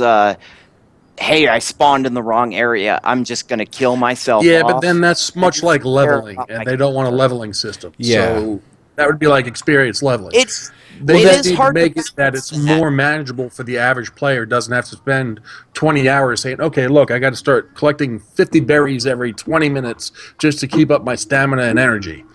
Or build a rabbit trap, and right now you can get your one rabbit every 4 or 5 minutes. You can eat all the rabbit you want, but you're still going to go thirsty. There has to be a good balance between your activity level and the way that you're spending your energies. And right now, it seems it's penalizing to the player to spend that energy rather than to explore the world. Right. Try to craft a shack. You go out from, say you make XYZ is your base, and you want to run to Cranberry. By the time you ran to Cranberry, you need something to drink and you need something to eat. Yep. Let alone, the time to explore. So if you weren't going just off the road and collecting berries along the way, you're going to be in trouble. And I think that's actually, for me, it's not necessarily the perks and stuff they're talking about. And by the way, Serial, from what I remember, it was specifically that they wanted that as a counter to people killing themselves off when they get injured or whatever. It's like, Yeah, if you've done something exactly. enough times that you start to get a slight benefit for it, not something game breaking, but just something that makes survival a little bit easier, that it would get to improve your character a little bit. But the moment you die, you lose all of that. So they intended for that as for something that you would But the intent, keep you alive. the way I or see make you would wanna be, survive. as Stadio mentioned, that you need to make your run into Cranberry. Maybe you should learn some basic survival skills before, as a noob, you think you can run to Cranberry without food or water to survive upon. Maybe you needed to build upon basic instinctual survival skills out in the wilderness before you were able to keep your hunger and hydration in check to a point that you could manage a in-game week-long travel to the city. I'd like to see that I spent my first in-game week or so learning to forage and build for myself, and I built some sort of resilience to the world, and not game breaking at all. I don't know, I'm not mathematically behind the engine what sort of number percentile it would take, but 10-20% or whatever it is, 5 3, I don't know, whatever bonus it allowed you to eventually make your way to fighting into a city and looting these abandoned apartment complexes and office buildings and stuff. It's really weird to spawn one time right in the middle of a city, not right in the middle of a city, but right outside the road of a big city, and then another time spawn in the middle of a campground surrounded by 3 miles of forest on either direction. I love that one. That one sucks so much. What I would like to see is for the It game really to does. remember where you're spending the most of your time. If you're spending most of your time in Cranberry, you should spawn within like 1,000 meters or 1,500 meters of where you died in Cranberry. If you're spending your time up in Pleasant Valley, then let it spawn you in that zone because you're spending most of your time there. So a hidden clock slowly ticking down to keep you in the area that you're focused on, rather than throwing you all the way back down to the opposite corner of the map. Right. That's something they might be able to like. Because now when the game goes live and you're playing instead of an 8x8 grid, you're playing a 64x64 grid. You're going to start way back down here and you want to go all the way up to grid 62x61. That's going to be rough. So they got to start focusing on the respawn area. So if I'm in the next zone of 8x8 grids, then I should respawn in that 8x8 grid. Not back in the original. I feel like you should probably spawn within 5 minutes running, like 5 minutes full shift sprint from where you died, so that way you have a chance to get back there and do something about where you just died.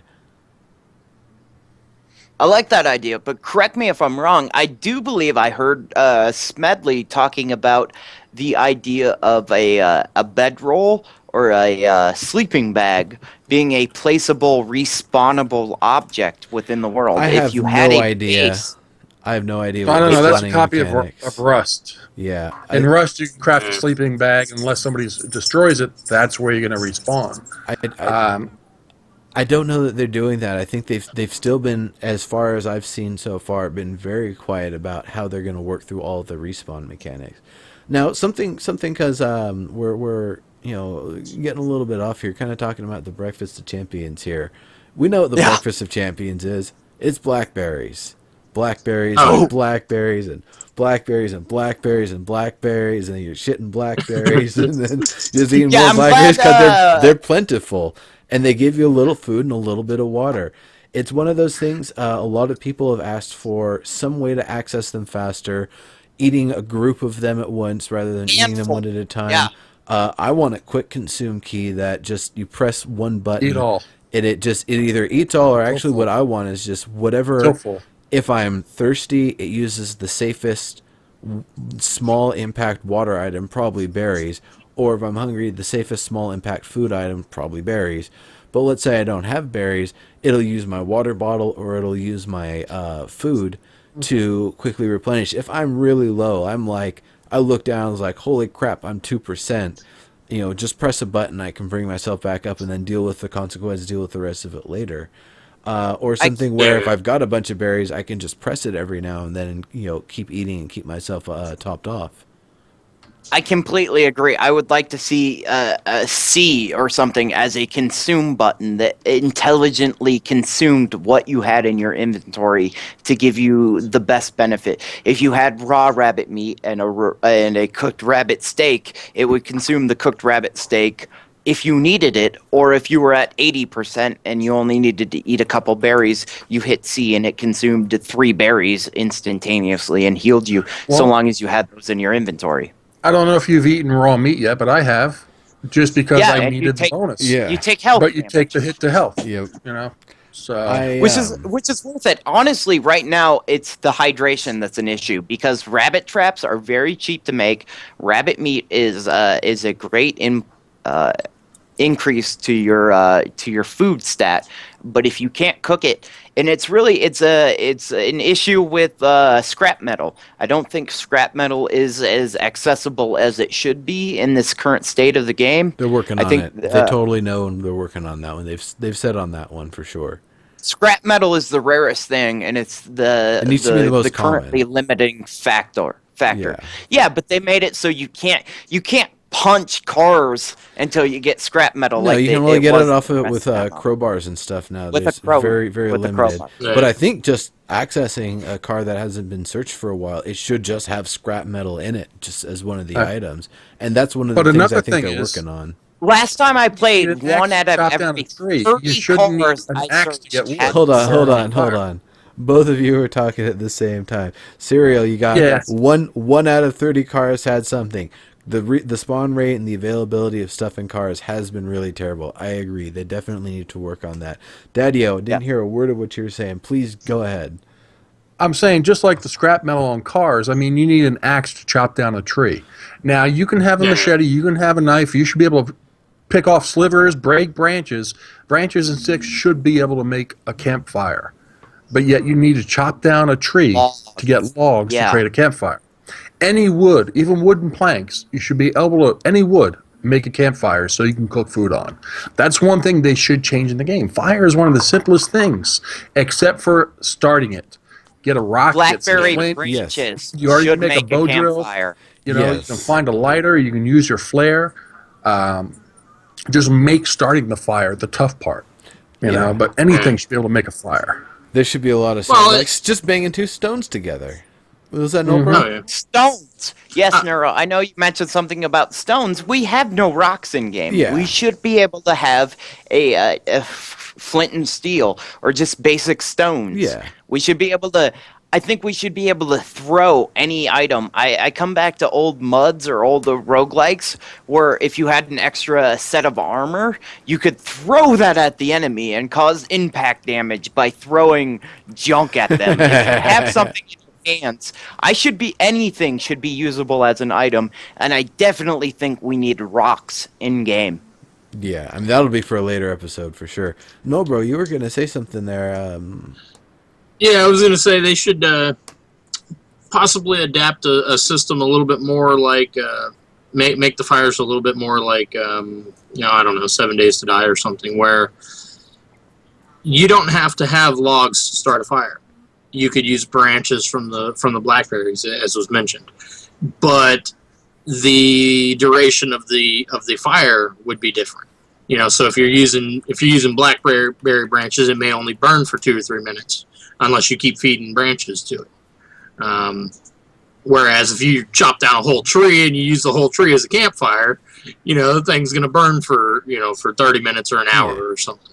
Well, even other stuff, and like I said, rocks is gonna be for another episode, but just a sharp rock would be something to help you get started on. And this is a grisly thing to have to do or have to think about. Skinning and basically dressing or getting enough stuff that you can work with off of a wolf or something. A If deer, you kill a wolf, you bear. kill a deer, and you don't have a blade, you're fucked. You can't get any meat off of that. You can't get anything. At least you should be able to like strike it a couple of times and make an opening, and just it's not going to animate the process of you like ripping the flesh off and like trying to rip chunks off of it with your bare hands or with just basic stuff you have, but. Right. It would take a lot of stamina. It should take a lot of time, but you should be able to get meat off of things without needing a blade. Likewise, not being able to get cloth off a zombie without a blade is just ridiculous to me. It's cloth. Just, Oh, yeah. Hulk Hogan, that They're stuff. wearing a shirt. Let me pull the shirt off of their rotten corpse. Come on. Yep. Or even Also, if they I will have to implemented, say, I always rip my shirt off. I always shred my shirt. You said that because serious. I have not seen pants or fanny packs generate in the world, but shirts are replaceable. I've not seen that's pants true. generate. Well, you can hold someone up for their pants sometime, though. If you've got a belt, it's like, hey, I drop your have pants. done that. I have done that. Take off your pants and shred them for me, please, because if I kill you, you're not going to drop your equipment loot. Oh, Matt Diggs, did you find some swizzle? Holy shit! Swizzle. I did not see any swizzle on any streams. Didn't find any. Didn't hear about any. Don't know. Have that any not was seen found One of the Swizzle, yeah. guys I played with tried Swizzle. It makes you run real fast, but you burn a lot of energy. Yeah. Oh, Does it still make you awesome. trip out and stuff too? It's the way it should be. I hope so. yeah, really. No, Yeah, bro. it Sorry. would be I interesting. yeah. No, go ahead. it's fine. On the food aspect, using different tools, I would totally agree with that. Take a rock. Even if you had to, I mean, if you could do like 7 days and you just kind of throw it in your craft window and turn it into a sharp rock, whatever. If you had to bang it on one of the big rocks that's in the map to make it a sharp rock, would be even more amazing. That would be I would think. awesome. But I would look more like if you were to kill and skin a deer, and you're using a sharp rock versus a knife, you may not get as much meat from it, or you might not get as much cloth from it, or whatever, But just at because you're least going. something. Oh yeah, well If you can still guys get have something. played- If you played Rust, when you kill an animal in Rust, you could use a bone knife, you can use an axe, or a metal tool, and the higher the tool, the more items you're going to get from that same kill. Right. So I would like to see I H1 very much agree with present that something mechanic. very similar like that. So that's a good idea.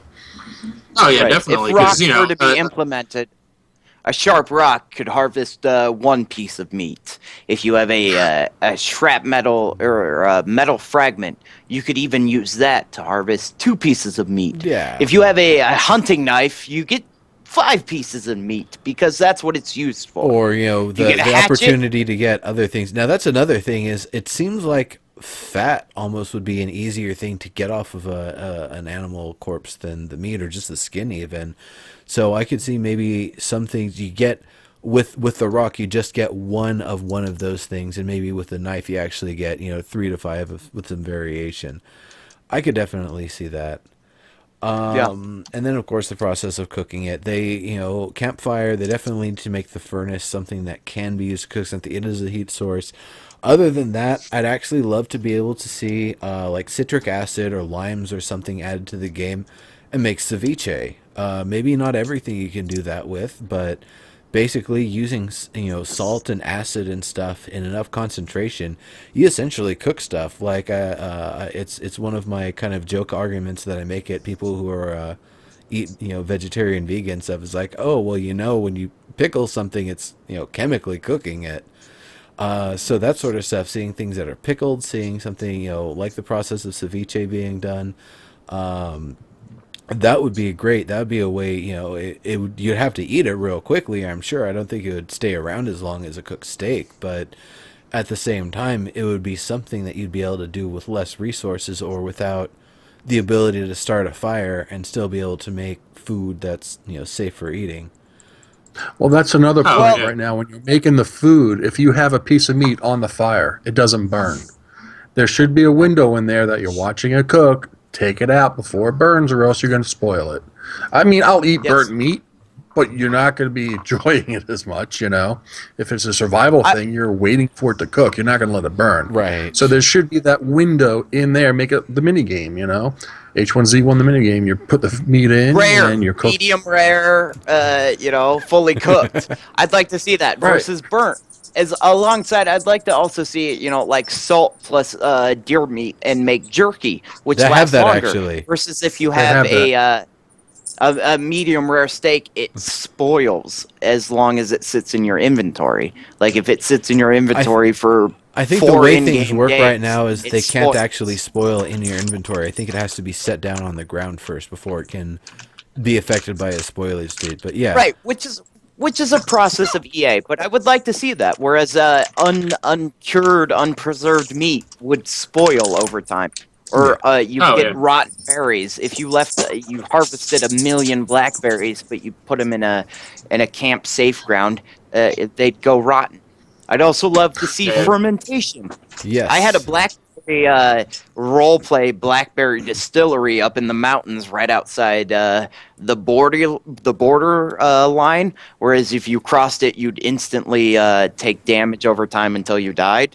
And so that's where I had my blackberry distillery because there was a blackberry patch that was ginormous, and Nice. so I set up a little hut. I was farming blackberries, combining them with purified water to make blackberry juice, which is the best item in the game for keeping yourself alive at this point. Which is also a bug in the game now, which I hope you're going to fix, that you don't need to boil your dirty water. You can just mix it with the blackberries I and think they've already make fixed blackberry that. juice. I think So- No, that was fixed. That was fixed Yeah. after the second patch. No, I was doing As it far- today, so it Oh, wasn't really? fixed. So it came back. Okay. Yeah. Well, Okay, so yeah. you know, it could also be. It wasn't yesterday I tried it, I Well, don't think. here's the thing: is I wonder if there's a different consideration for water you've collected versus a dirty bottle of water that you find, you know, already with the dirty water in it. There Well, could- you have dirty water, you have stagnant water that you can find. Well, Dirty stagnant water water is the doesn't stuff hurt you you. collect. No, it Yeah. just you know, doesn't do as much as the thirst, I guess. I don't know. which doesn't make sense. It's water. They need vitamin water. If you Yeah, can find it's a vitamins, difference get of vitamin 10% hydration, stagnant versus purified, if I'm correct. Gotta get your Brundo. Got some electrolytes in there. So It's got what plants crave. It's got what plants crave. Actually, plants in a small amount, electrolytes No. are actually good for in very hate electrolytes. very small amounts. Like putting Gatorade in your plants is going to kill them, but Yes. it's something coming from the brother of a botanist gone molecular geneticist. They do actually like a little bit of electrolytes. So, speaking of, you know, what the body craves, the idea of instead of eating a big meal once and then not eating again for a while and then eating a big meal again, that sounds ridiculous, and it sounds atrocious to actually do. Like, I wouldn't want to eat one meal a day. It's like just one big 2,000 calorie bomb, and then try to ride on that till the next one. That's horrible. All the fat's gonna get stored away, and then I'm just gonna be trying to run off of reserves for a while. It's gonna affect my muscle tissue. Bad stuff happens. I don't want to do that. So why would I want to do it in the game? I think the idea that I would rather see is when you eat a little bit every now and then, it slows the rate before you start getting hungry again. If I'm snacking on berries every now and then, if I press my quick consume key every 5 minutes, it won't necessarily make it that I don't, accrue hunger, but that it pauses it and kind of depletes the rate or diminishes the rate that it gets reduced at. That, in the combination of actually eating a little bit, means it's going to be a lot longer. So they could actually turn up the rate that hunger and thirst sets in if it pauses every time you have some berries or drink some water or eat some food, and pauses for longer, having a longer meal versus a shorter meal. And then even going further than that, having something like, if you overeat, like in real life, if you overeat, you're going to be stuffed for a while. You're going to have plenty of calories, but you're going to be weighed down. You're not going to move as fast. You're probably going to, lowered stamina sort of thing. Right. I would love to see that. Bear steak, you're well fed, compared to berries, you're being barely nutritious. So. Yeah, to take like Nura was saying, a step further, I would like to see overfed, whereas you take a 20% negative stat towards energy, but your food goes to 120% or you whatever. Mean stamina, so like a reduced stamina. Your stamina. Yeah, reduce stamina by 20%, but you get 120% hunger. Like, yeah, I'd love to see something like that. You're overstuffed. You need to unbutton your pants, and you're not quite as quick, but you don't need to eat until tomorrow. Yeah, no more sprinting. Yeah, I'd love to see such a mechanic as that. Yeah, definitely. That just reminded me of the beginning of the Beverly Hillbillies movie. Great, I ate too much cheese and now I can't burp. Oh man. There's always room if you just unbutton and zip her down a little bit.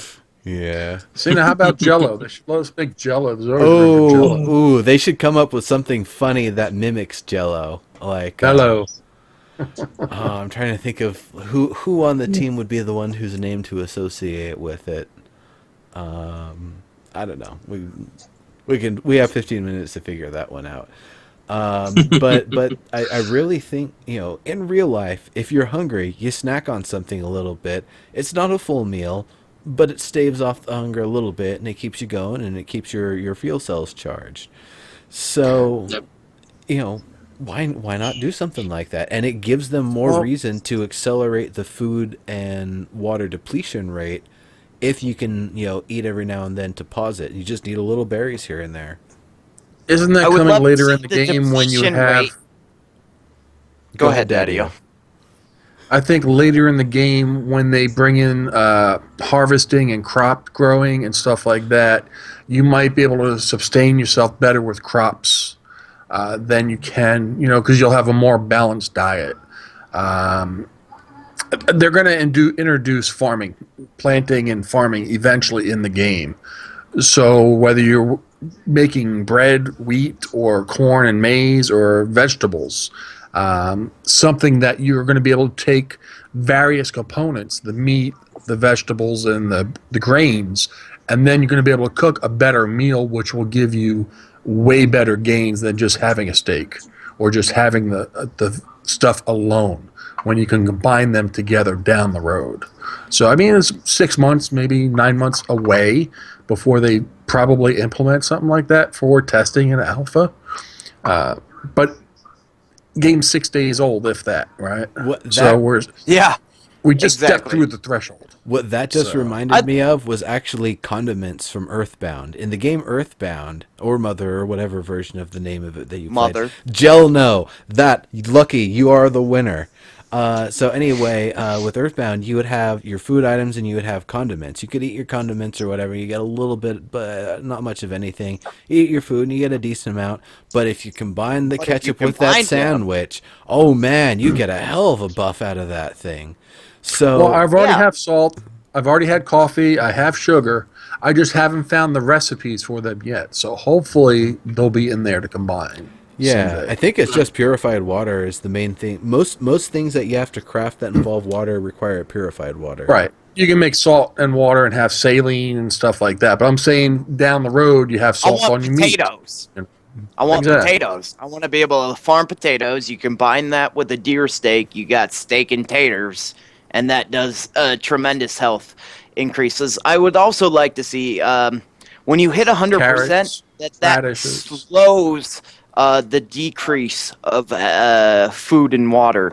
When you hit 100%, it's impossible to stay at 100%. As soon as you hit 100%, You're down you to 99. instantly tick down to 99.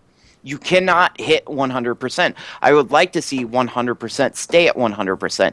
As you have more in your system, the decrease becomes a slower tick because it's impossible to hit 100%. As soon as you hit 100, it ticks down to 99 instantaneously. Yeah. Yeah, I could see that. I You would get actually to see- 100 and then you have to, it takes a few minutes before it goes down to 99 and then start, it slowly speeds up as it time progresses. Or even I as would actually Naros rather see earlier, a the timer than a over- percentage. Yeah. You know, give me Yeah. a timer, count down to 0. If I eat something, increase the time. Let There me you know, instead of percentage. You have 60 minutes of food in your system. So and that's slowly ticking down your hunger. Time till next meal. Oh, you better eat because you're at 0. If you don't eat, you're gonna die. Yeah. That type of thing. Remind Yeah, me totally. again. Day night is 72 minutes, correct? I believe so. yeah. I think the days are shorter than the nights, but I'm not sure of the cycles. I think they're Because sticking it's so with- cloudy and rainy during the day, I still think it's Yeah. night. Yeah, it's really hard to Yeah, tell it sometimes. seems that way for sure. I've seen my shadow once in the past 48 hours, so 42 hours. Yep. I do like it's localized weather though. Like if it's raining where you're at, if you run far enough away from the rain clouds, it won't be raining anymore. Like the weather effects in this game are top notch. I've not seen anything comparable. Well, just like the surrounds, the noise and stuff in the game is 360. I mean, you hear the plane coming from the north, you turn north, and you turn south. I think that needs some work still. Well, it'll be tweaked, but everything is, if you got the surround sound headphones on, you can see it. I've been using stereo, and I know the plane's coming from that direction when I hear the plane. If I turn, it's not there, Yeah. it's not there, it's not there. Same thing with zombies coming up. They're creeping up behind you. You can tell they're coming behind you. You spin yourself around. I mean, that's one of the good features about the game, where it's no longer just mono or stereo. You have that dynamic sound in the environment. There's a been a few shotgun's times- coming off to your left. You hear a gunshot. If you're in the mountains, it might echo a bit. You have to stop and look around. But I know when I hear an arrow coming, I can tell which way usually it's coming from because it's real quick. You'll hear it. So There's been a few times I've heard a car driving up over the horizon outside of my field of view. There's been a few times where I've heard oddities, and I've got a decent headset that's supposed to, account for surround sound and all that goodness. And it is EA, but there's been a few times where I've heard some serious auditory anomalies, whereas things just are off quite a Yeah. bit. Like hearing a I zombie scream at you or something when they there's are- nothing around. They are advertising Razer surround sound technology with this game, and I'm a Logitech fanboy, so maybe it works better with this or that peripheral. But it seems like where I've heard a car that I could not see. It did not generate within my field of view, but I could still hear it, and it sounded like I was just like right in front of it. just like the proximity in-game voice. You don't have to see the person in order to hear them. You could be outside the police station, they could be on the roof talking, and you'll be able to hear them. That's one of the things about the voice proximity. You're further away, you're lower. You get closer to them, they're right in front of you, the volume is louder. And that's another good tool if you're looking for a player and they're using chat to talk to a friend. You can sneak up on someone real easily inside one of the cities if they're not paying attention. The sound effects right now for Alpha, I think, are awesome. The way that they're doing it, you're hearing the plane fly from a distance going over you or by you or whatever. The zombies in the area. There's just a couple things that they're going to have to tweak. Is the most beautiful thing in this game so far. The way rain looks, but the fact that if you enter a building or you're standing under the awning of a cabin and the way you hear the rain hit the roof above your head, that is so beautiful. Also, there's a lot of problems in this game. It's early access. It's it's alpha to the public or whatever beta. I don't understand how the industry is working these days, but it's very early in the public cycle of the game. The way that the weather works and the way that rain has been the number one thing that really involved me in thinking of this as a world. I was very psyched to hear that when I enter a building, I hear rain hit the roof. Noro might remember this from SOE Live. They had the winter environments at SOE Live that we were playing on for the demo. And from what I remember, your snow, when you were running through the snow, your footsteps were there for a while. It took them a while to disappear. I'm hoping they make that. I haven't seen snow since launch. No, this was back in August at SOE Live. Yeah, the last time I've seen snow was in the SOE Live PAX build. They ran that build all the way through, I think, November. They finally had a new build in December to show off to us. And when that build came through, I think that was when we stopped seeing snow. I don't think we've seen it since then. You might be right. No, not since. There is no snow in the current build we're playing right now. I can probably tell you But why. imagine tracking players' footprints through the snow. Oh, yeah. How fun that's going to be. And that's actually one of the things that one of the programmers actually said in their developer spotlight that they want to do is have the tracking of footprints and stuff long term. It'd be a tough sort of thing to do, but if it can be pulled off, like maybe it's the sort of thing where it's just a layer of lines with Bezier handles with some sort of direction applied to it, and then the footprints are kind of applied that way. So it's a low impact vector based method of drawing footprints over a long area, and then just having that apply visually. There's a lot of ways that it could be approached, and he sounded super amped about it, and it sounds like something they want to do at some point. But for the short term, I think just being able to track footsteps in the snow for the past 5 minutes, that's amazing. That's so much. You just can't. That means if you're in the snow, 5 minutes for every character, for every not even character, not even player characters, NPCs or and AI vehicles as well. Environment. And that it means not only is it snowy, so you're blind, you're very obvious in a white environment, being the silhouette moving around.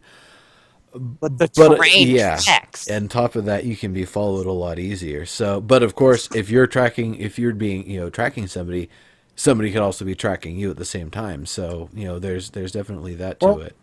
And you also have blood splatters. Yeah. Once you're cut, you're bleeding. So. I've tracked deer for miles during my hunting escapades, and that is really neat. Deer, if you hit a critical shot, they will start to bleed, and you will be able to track the blood spots through the forest and hunt down that deer. Yes. And make your kill.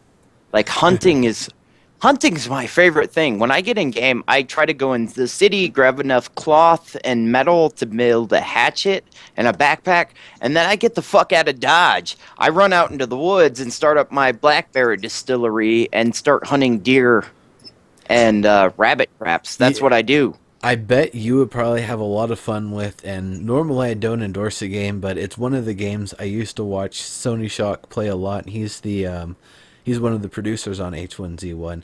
He used to play a lot of and stream a lot of Cabela's Big Game Hunter, and there's actually a clutch shot he had. It was a situation where he didn't know if it was a rock or a bear. Turned out to be a bear. He got in just the right position. It stood up and he fired at just the right time for a perfect heart shot on, a bear standing up and looking at him. It's like that was Nice. his last arrow. If he had done One shot heart kill. anything differently, Yeah. he would have been dead. He would have been fucked. You don't miss the bear. Yeah, If you're so gonna shoot a bear, you better not miss. yeah, serious. But those are the games Yeah. you love. You said how the bear looked like a rock. You weren't sure until it was too late. To that split There's been decision. quite a few one shot. bear-shaped rocks I've shot at in H1Z1. I actually ran up, and this was on Shock Surfer. I was running along. I thought it was a rock. It turned out to be a bear butt. It growls and is like, oh crap! So I'm 5 feet away. So I have to use a bridge and a rail to basically help me de-aggro it, or at least create enough distance.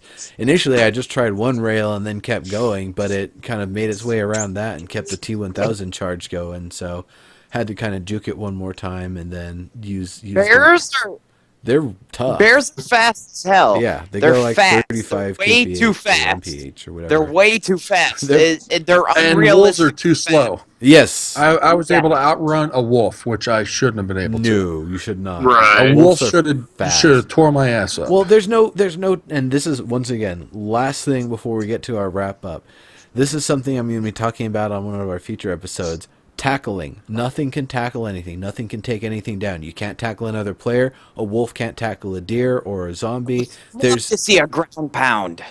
That's a huge see a that's a huge ground set of considerations and animations, and we'll definitely be talking about that in future episodes. But I want to get We to got the very lost this episode. well, you had some gin, and I'm not. I'm sorry. I apologize. I actually saw it, and I don't really mind too much because it's ranty is kind of the point of the show. But someone commented earlier, the guy at the upper right's talking too much. It's getting annoying. It's like, no, Yeah, come I know. on. I see that. I felt terrible. Thanks for making me feel bad. it's no, but that's the thing. It's totally fine. The point of the show is to talk. It's to rant. Dead feature rant. Yeah, exactly. Come on, guys. I'm gonna tell you how I feel, and whether you agree or not, I'm gonna express my opinion. What's Very Serial? What server quickly. are you playing on? I've been playing on server? a variety of servers. I've noticed that variety tends to help my my cause, but mostly Doomsday and or Bandit. All right. Cool Mostly deal. Doomsday and Bandit. Actually, guys, we got 3 minutes, so we really need to get into our wrap-ups here. So let's Because I have to urinate. yeah, let's go around. Serial, since you already got it started for what servers and stuff you're on, why don't you let the folks know who you are and where they can find you? All right, hey guys, I'm Sirio. Hello.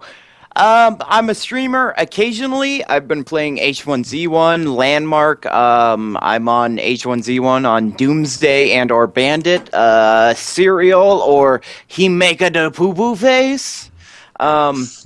If you don't know who I am, I apologize and introduce yourself because I'm a very friendly person. So watch me on twitch.tv/serial or find me in game. I'd love to hang out. Onward we go. Cool deal. Daddy-O, how about you? In H1Z1, you can find me on either, let's see, was it Lacerated, Shock, or for PvE fun with some of my friends who don't want to PvP. We've been playing on Phoenix. I usually go under Daddy-O66 or some variation of there. You can find me on Twitch TV at Daddy-O66, also at Twitter Daddy-O66. I like to play music in my streams usually, so it's a laid-back 70s, 60s, 50s type of music. Unfortunately, with H1Z1, I can't play music because I can't hear the game. I don't want shit creeping up on me. So, For if you want sure. to come and chill, make sure you hit follow. Absolutely. Noel, bro, how about you? Yeah, I've been with these guys for a while. I'm Nobro. I stream a variety of games. I've been playing H1Z1 mostly on Doomsday. I also played on Bandit, and I will be getting into Phoenix. And hanging out with Daddy-O a bit. But I also play music most of the time. I've even been guilty of playing it during H1Z1, which is a bit difficult at times. I've had to stop and turn down the music a few times, or have one of my mods do it because I can't hear people talking because they'll crank the music up. But yeah, definitely come and hang out, say hi. I go by some variation of Nullbro unless I'm just being a dick, Yeah. But yeah, come hang out, come follow. All it's right. good times. Yeah, and I'm all over the place. I'm sure if you want to find me, you know where the channel is, obviously. Legendary Neurotoxin here on Twitch, on YouTube. This will be up on YouTube at some point. No, I saw some folks say, no, we didn't actually do a giveaway this time. I'm going to be setting some stuff up going with the future episodes. But yeah, I want to give people a chance to buy the game on their own first. So anyway, on that note, We're not even a weekend.